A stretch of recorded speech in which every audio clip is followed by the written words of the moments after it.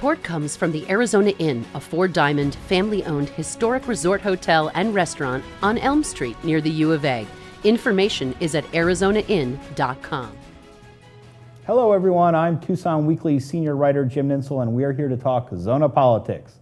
Today we're once again highlighting the U of A College of Science Spring Lecture Series on climate change. Joining us in the studio is Dr. Kimberly Ogden, a U of A professor of chemical and environmental engineering who has been studying how to turn algae into fuel. Dr. Ogden will discuss carbon sequestration, can we afford it, as part of the Spring Lecture Series at 7 p.m. on Monday, February 29th at Centennial Hall. Dr. Ogden, welcome to Zona Politics. Thank you. Thanks for having me. You do a lot of work with biofuels such as algae. Talk a little bit about how that works and where the research is at this point. So at the University of Arizona, I lead up a program that's collaborative with one of the government labs, Pacific Northwest Labs, and New Mexico State University and Texas A&M, but the U of A is the lead institution. And our goal right now for the research is to understand if we can grow algae or cultivate algae outside 24/7, 365 days a year to be able to make fuel. The Department of Energy is our funding source for this.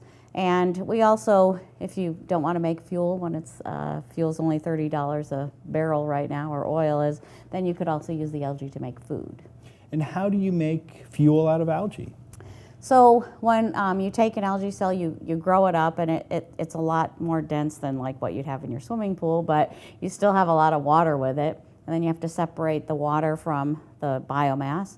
And then you take the biomass and you can either convert all of the biomass into a fuel, or you could separate it and you could take the protein part and do something else for protein with it, and take the fats or the lipids and turn that part into fuel only. And you have algae beds at the campus farms up there on Kimball and Roger? Yes, correct. They're kind of past the greenhouses. They're hidden a little bit, which is okay. They're a little bit out of the way.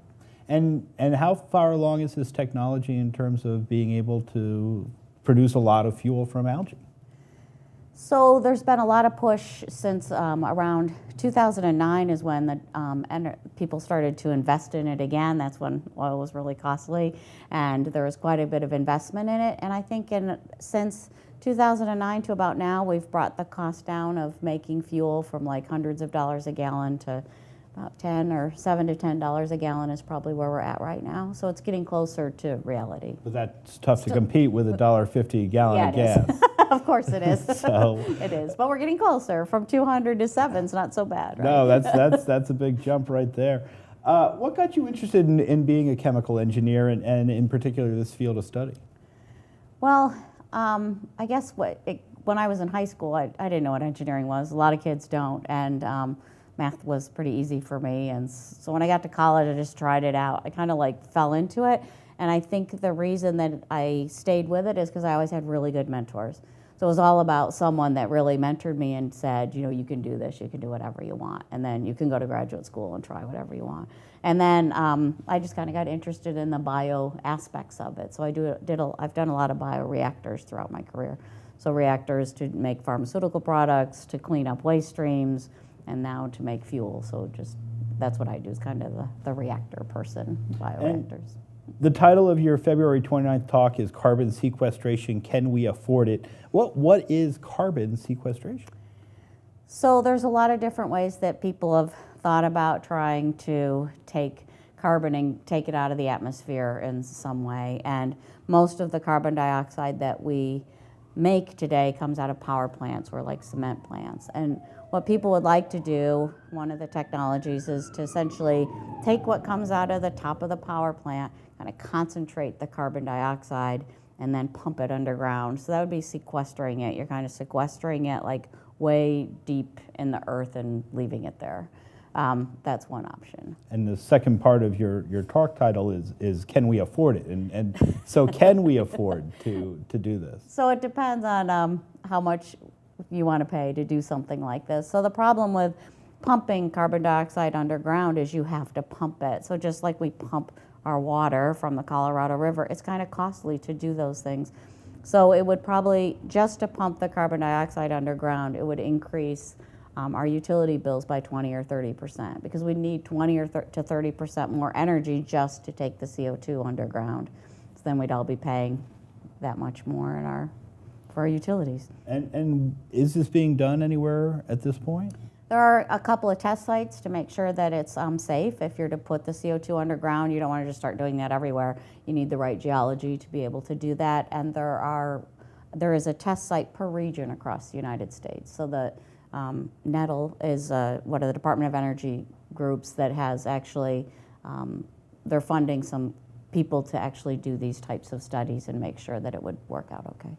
And a lot of people watching may not really understand the problem with CO2 is. Can you explain it in a nutshell? Why it is increasing the heat on the planet? Essentially, as we put more and more CO2 into the atmosphere, a lot of times it builds up in the particular atmosphere, and then the sun's rays, the heat around the Earth is kept inside the atmosphere, and it either is sunk into the oceans or it warms up the atmosphere around us.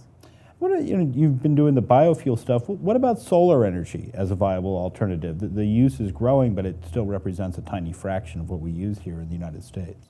Yeah, solar, I don't think there's one answer for our energy future. We want to use a suite of clean technologies in the future, battery-powered cars, and things like that, and switching from coal to natural gas. And solar is one of the systems. Now, you're not going to use solar in Alaska in the winter, right? But solar in Tucson is a really good idea most of the time. So in sunny climates and so forth, solar has a lot of potential. And you see across Tucson a lot more solar going in. A lot of school districts are putting solar over their parking lots and things like that. And the challenge is balancing things with solar for the power companies. So the power companies have to be able to balance, like when you've got solar energy or wind energy, and then when you don't have it, that you got to make it up with other electricity. And there's a lot of research in grid management and things. And Tucson Power's really, electric power, TEP is great, really working with the university and working with the city and everybody else to put more of the, solar in our systems, on our grid.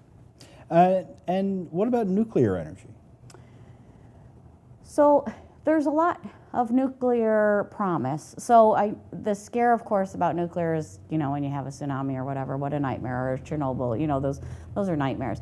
But the technology is getting better and better and safer. And Idaho National Labs is one of the group that has like these modular nuclear reactors now. They're small, depending on how much you need. You can stack them together, and they're a lot safer, and they understand them a lot more.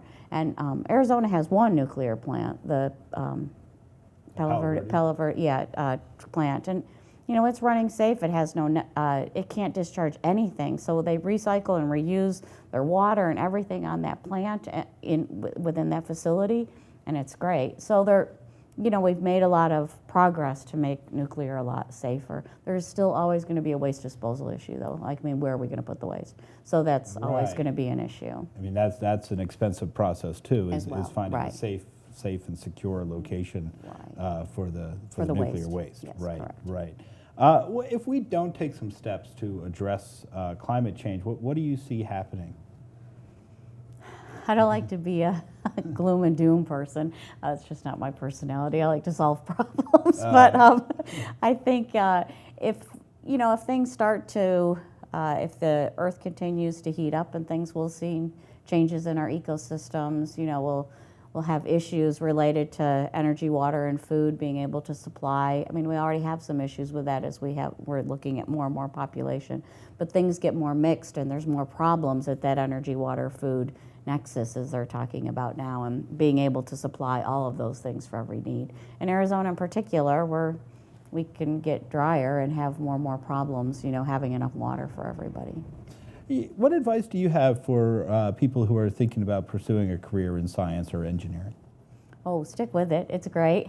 Keep taking your math in high school, whether you like it or not. Keep it up. No, I think working in technology, in science and engineering, especially, I'm an engineer. I love what I do. I like being a chemical engineer. And so as we keep moving forward, we're problem solvers. And so if you can, have any niche and idea to solve problems and things like that, then, try to be an engineer, and I've moved from bioreactors from pharmaceutical to now biofuels. just because I have a skill set that allows me to move around and solve problems, and that's what's kind of cool. Fantastic. So the talk is carbon sequestration. Can we afford it? It's going to be Monday, February 29th at Centennial Hall at 7 p.m. Thank you so much for joining us here on Zona Politics. We will be right back with author Tom Prezelski. Zona Politics is made possible thanks to the support of downtown's Museum of Contemporary Art, Tucson. MoCA Tucson inspires new ways of thinking through the cultivation, exhibition, and interpretation of cutting-edge art of our time. MoCA is located at 265 South Church Avenue and is open Wednesday through Sunday, noon to 5 p.m. More information is available at moca-tucson.org.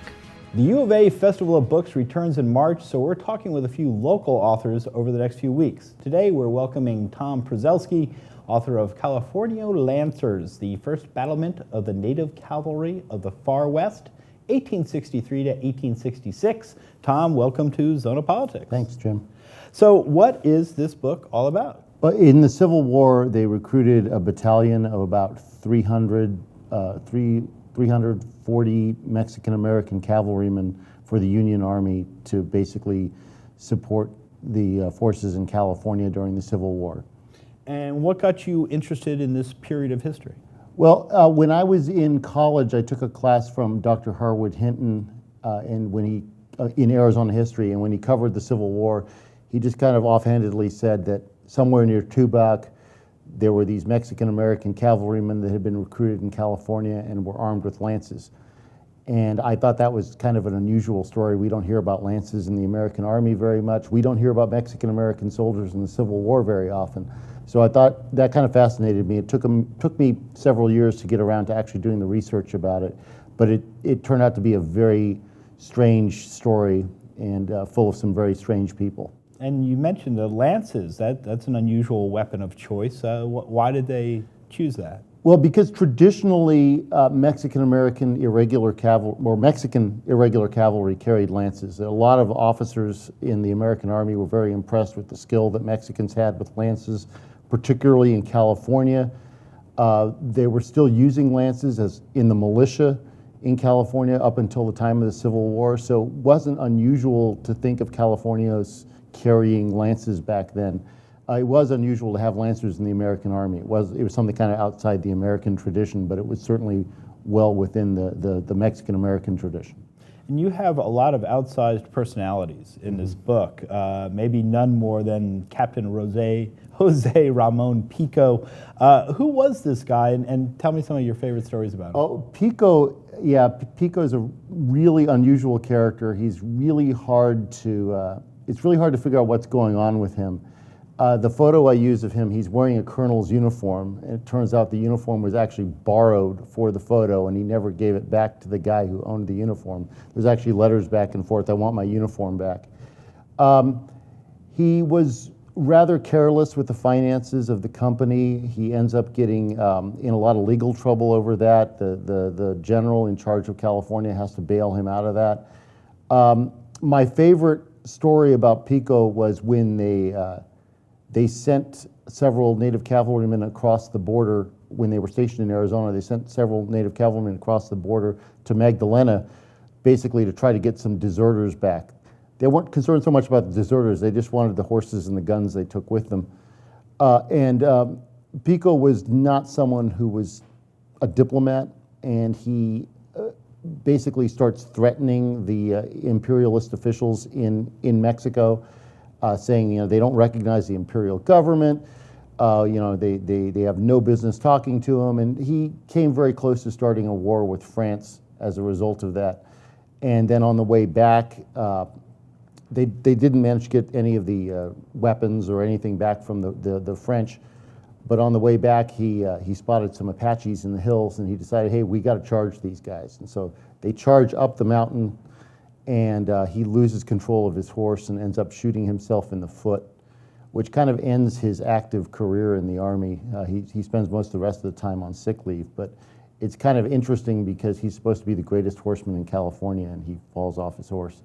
And shoots himself in the foot. And shoots himself in the foot, literally. That did not go well. You covered these great letters as well. Really interesting, garrulous, funny, filled with complaints. One of the letters, "Dear Ants, if I were not so lazy, I would write to you more. If you were not so lazy, I would write to you more." Talk about this correspondence. Oh, the correspondence ends up being the most fascinating part of the whole story because mostly they're complaining about the fleas, complaining about the weather, complaining about there being no tobacco, that they have to use pipe tobacco when they roll their cigars.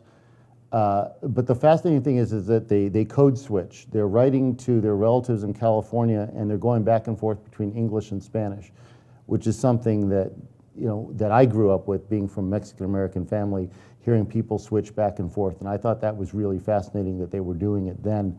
Also, some of the slang they're using, they're calling people cholo, things like that. Those are words we think are, within the last several decades, but they're actually much older than that. Lasted a long time. You used to be a state lawmaker. They're back at work up there. Do you miss it? Sometimes, but then I get my wits back about me and realize it's really, really tough up there right now. They do have a lot of work to get done up there. All right, the book is California Lancers. You will be at the book festival this year. Yes, I'm on 2 different panels. Excellent. All right, we will be right back with author Megan Kimble. Support for Zona Politics is provided by Hotel Congress in historic downtown Tucson. More information at hotelcongress.com and 622-8848. Edible Baja, Arizona editor Megan Kimble will be among the authors at this year's Tucson Festival of Books. Last year, I talked with Megan about her new book, Unprocessed, My City-Dwelling Year of Reclaiming Real Food, which chronicles her 12 months of avoiding processed foods. Here's the trailer for her book, followed by a second look at our interview. I'm Megan Kimble, and I'm the author of Unprocessed, My City-Dwelling Year of Reclaiming Real Food. A little over 3 years ago, I set myself a challenge: 1 year without processed food. This challenge took me on a journey into my kitchen and through our food system. There were a lot of reasons why I stopped eating processed food, but the 3 main reasons were environmental, economic, and health. So what makes food processed? Part of what makes something like produce processed is how it's grown. You have 2 melons side by side. They look the same. But a study shows that 60% of conventional produce, even after it's washed, has pesticide residue. Another way produce is processed is how it gets to you. There's an enormous infrastructure of cold storage that moves produce from places like Chile to places like Tucson or Montana, and that requires a huge amount of resources. On the other hand, consider a watermelon grown down the street. It goes into a farmer's truck to a farmer's market, and maybe will sit in cold storage for a day before you get to it. So you look at any ingredient label at a supermarket. Soy lecithin is an emulsifier that is on a lot of ingredient labels. Okay, so what is an emulsifier? What is soy lecithin? If you have to sit there and think about all of these components, it's probably processed. That sort of engineering creates a food that on the surface tastes very pleasurable, which tricks your body into eating more than it needs. Ultimately, what I learned is that by opting out of our industrial food system in small ways, through our day-to-day choices and by investing in our own communities, we can change a broken food system. Buy my book and learn how to be a part of the solution. My next guest is Megan Kimble, the editor of Edible Baja, Arizona, and the author of the new released book, Unprocessed, My City-Dwelling Year of Reclaiming Real Food. Megan, welcome to Zona Politics. Thanks, excited to be here. So this book is all about you taking 1 year off from eating any kind of processed food. Where did the idea come from? Right. Well, I had been reading a lot of the stuff about food that many of us have read, how sort of destructive our food system is to the environment, how unhealthy processed food is for our bodies, and was sort of trying to figure out a way in. At the time that I started this, I was a graduate student earning a graduate student salary, lived in this tiny little apartment. So a lot of the sort of narrative about local food felt kind of inaccessible to me, and so it was an attempt to kind of find a way in that what could I do in my own life, having already limited time and money. And when you're talking about unprocessed food, you've got to figure out where to draw that line. Right. And the book is really about how you figured out how to draw that line. But how did you do that? Yeah, the book is really an exploration because, of course, all food is processed. Cooking is a kind of process. So at the beginning of my year, I set up this framework of a food was unprocessed if I could theoretically make it at home. So, for example, you can make wheat berries, you can grind them up. In fact, I got a little hand crank grain grinder and ground them up into wheat flour. You can't take that, I couldn't take that a step further and make refined white flour without bleach and chemicals and an industrial machine. So that was a sort of framework. If I could imagine how a food was made, it was unprocessed. And so what could you eat? Right. I ate a lot of really delicious food. So I ate, cheese from the farmer's market. I ate whole grains. I ate whole grain bread. I'm a member of the Tucson Community Supported Agriculture Program, so lots of fresh local vegetables. I drank wine and beer still. I tried to get it locally when possible. So I really ate kind of food, food defined, as Michael Pollan says. And so it really, once I sort of set up that framework and figured out those things that I couldn't buy at the supermarket anymore, it became pretty easy to continue. And of course, people need to read the book to find out everything about it. But what did you learn about food as you went about this year? Yeah, one thing that I learned is how much crazy stuff is in our food. Once you start turning it over and reading the ingredient label, it's kind of shocking. For example, sugar is in everything. It's in mustard and marinara sauce and deli meat. So I think kind of just the process of reading ingredient labels and trying to figure out what was in my food, that alone changed my eating habits. And then the other thing I think is just that because there's such a wide spectrum of process, it's kind of, it's really hard to decide what makes food too processed. And I think that's such an individual decision that, kind of trying to figure out for yourself what makes food too processed. And did you really end up slaughtering a sheep? I did end up slaughtering a sheep. So the book is structured by food, and so I start with wheat, I go to sugar, vegetables, salt, dairy, and I ended the year thinking about meat. I was raised by 2 vegetarians, so I kind of had to figure out a way into meat and how to figure out how I could eat it responsibly and locally and really understand what's entailed in eating an animal. That's really what meat is. And so I did this workshop at Bean Tree Farm, which is a local farm outside of Tucson, and along with, I think, 8 other people, slaughtered a sheep. And it was a really transformative experience. And to answer maybe the follow-up question, I still eat meat. It actually was really helpful in understanding what's involved, and so now I actually feel fine eating locally raised meat. And have you slaughtered any more sheep? Is this a regular thing? No, it's not a regular part of my life these days. Okay. A big background in the book is the issue of climate change and how the way we eat is really contributing to that. And talk a little bit about that. Yeah, that was a huge part of how I got into food. I was really interested in the environment. When I was in college, I saw an inconvenient truth, and like so many people sort of had that realization of, oh no, we have to do something. And so I learned that the food system exhales almost 40% of the greenhouse gases that we do in the United States. And so it's a huge contributor to global warming and climate change. And the way that we farm today it has a huge impact on our climate. Monocultures of corn and soybeans are really not very good for the environment, not to mention animal and meat production. So my attempt of unprocessing food was not only like sort of my own body and my own health, it was how do I participate in a food system that's more sustainable. And one of the big things these days is this whole farm-to-table movement and the growing awareness about the importance of fresh food, local foods. How has that become such a big thing, do you think? Yeah, that's a great question. I think a lot of people had the same realizations that I had, not only about the sort of larger food system and how large and incomprehensible it is for any one person to sort of engage with, and how really not transparent it is. I think that scares a lot of people. It scares me, certainly. But also, people are realizing that food grown nearby tastes better. It's just better food. Cheese made by a local cheesemaker is fresher, and those eggs are fresher, and so it's just easier to eat healthy because that food tastes better. And you talk also about the importance of just spending your money with local businesses and the economic impact of that. Yeah, that was basically the conclusion of my book. And I love this study by Local First Arizona, which is a local business coalition in Arizona. And they have the study that says that if everyone in a community the size of Tucson shifted just 10% of their spending to a local business collectively, we would create $140 million in new revenue for the city.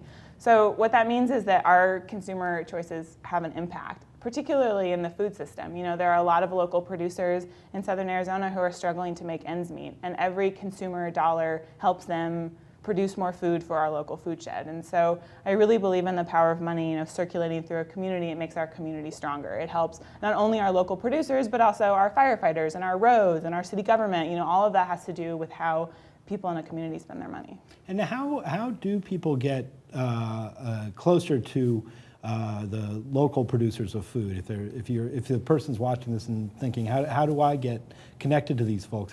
What's the best way? Yeah, going to a farmer's market is a really great way to start, to talk to the people who are there selling food, asking, where is your farm? How did you grow it? What kind of foods are you producing? Joining a CSA is a really other great way. It gives producers a reliable source of income, and you get, I think it's a really great bang for your buck in terms of getting local food for not as much money. And I think just sort of paying attention, going to local grocery stores like the Food Conspiracy Co-op on 4th Avenue and trying to figure out who's producing what in our food shed. And you are the founding editor of Edible Baja, Arizona, as well as the author of this book. And for folks who are unfamiliar, what is the magazine all about? Right, it's a magazine all about local food. Our tagline is celebrating the foodways of Tucson and the borderlands. So we cover all throughout southern Arizona, across into Sonora, everything about food and culture and food production and all of the things that are surrounding this particular food shed. It's a free magazine. We print 26,000 copies every other month. So our next issue coming out will be our July-August issue, which is the start of our 3rd year, which is really exciting. So 2 years in business. 2 years in business, and we're growing. We're a 200-page magazine. We started at 76 pages, which speaks to sort of the support that we have in this community for local food. Certainly one of my favorite magazines here in town. And what are people going to find in that next issue? Yeah, we're doing a few stories on that issue of local food production. How can producers grow more sustainable businesses that are sort of more profitable and for their livelihoods? Also, I'm writing a story about local food distribution, about farmers markets and CSA programs, and how to get more local food to more people. We have a story so we cover not only food, but water is hugely important to growing food, obviously. And so we have a story about the pulse flow, which happened a year ago. This group worked to get water into this Colorado River Delta, and so what are the impacts of that a year later? And then we have a lot of great profiles of local restaurants and chefs. So we have a gardening column in every issue, essays. So there's lots of fun stuff, and beautiful photography by great local photographers. And the publisher is Doug Biggers. What is that guy really like? See, I hear he's kind of a tyrant. No, Doug's wonderful. We'll leave it there. Thanks for coming by, Megan. The book is Unprocessed, My City-Dwelling Year of Reclaiming Real Food. Zona Politics is a proud media partner of the Tucson Hispanic Chamber of Commerce, which serves the business community in the bilingual, bicultural region of the Arizona-Sonora border. For more information, visit TucsonHispanicChamber.org or call 620-0005. That's our show for today. Next week, we're back to catching up with current events. My thanks to our media partners at Tucson Weekly, Tucson Local Media, and KXCI Community Radio 91.3 FM, where you can hear the show at 5 p.m. on Sunday afternoons. If you missed any part of today's show, you can find all our episodes at zonapolitics.com, and be sure to follow us on Facebook. I'm Jim Ninsel. Thanks for watching. We'll see you next time. Support for Zona Politics is provided by Maynard's Market across from Hotel Congress in historic downtown. Maynard's Market serves breakfast and lunch, while Maynard's Kitchen serves dinner and brunch. Maynard's Market features happy hour from 4 to 8 p.m. Monday through Saturday, and Maynard's Fall Wine Tasting takes place Fridays from 6 to 8 p.m. Menu details and more information at maynardstucson.com or 545-0577. Support for this program generously provided by Charles A. Levy. Support comes from Brink Media, Arizona's most politically aware creative agency.